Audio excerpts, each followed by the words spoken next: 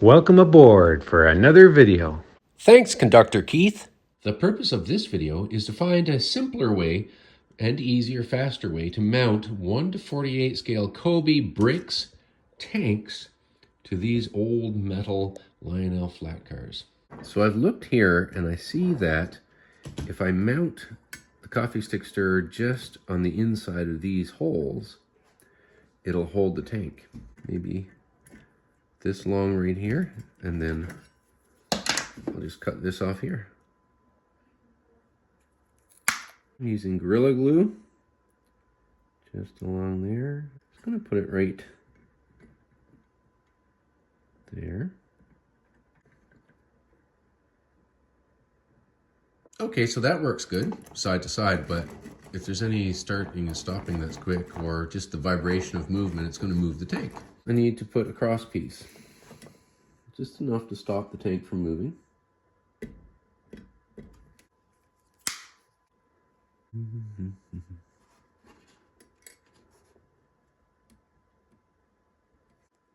Now, just to get the measurement correct in here, I'm just going to go right to the edge. There we go, and lay it down like that. I'll worry about cutting this piece off after, once the glue has set.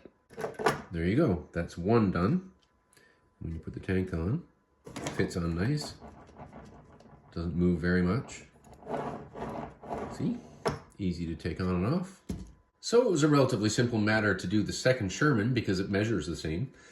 But now we have a Churchill tank. So I'm not going to walk you through it. It's the same as doing this, slightly different measurements. I discovered that there's less clearance under here than under the Sherman. So when it sits on this, it's not really resting on the track. So these are double high, but that's the only real difference. And otherwise, you just plank it on easy like that, and there's your train. My friend Craig at Brick Army Canada has more Shermans, different ones, and a different Churchill on his website in 1 to 48 scale. I think I'd like to expand the train. These old metal flat cars are a dime a dozen now at train shows. It also comes in red, but I'd like to stick to gray for obvious reasons. So for fun, here is my military train for today, out of my imagination. It's a post-war military train. It will be led by my Williams Canadian Pacific locomotive that I've converted to two-rail radio control using a local remote. I'll leave a link to local remote in the description to this video. Details on how I converted this locomotive and run it from my old iPhone are in my previous video. Now, you don't want a military train breaking down, so there's a B unit. Here is a boxcar to carry the ammunition, fuel drums, other large kit. And of course, the 3 tanks on flat cars. Then we have this rail car, which is a combine. So there's an area for all the crew and the soldiers. And there's an area in there for their personal kit and baggage. And then we have a caboose at the end. This one is not a Canadian Pacific caboose. It's a repaint of mine for the Esquimalt and Nanaimo Railway, which ran on Vancouver Island and was a subsidiary of Canadian Pacific Railway. This rail car is also a repaint of mine.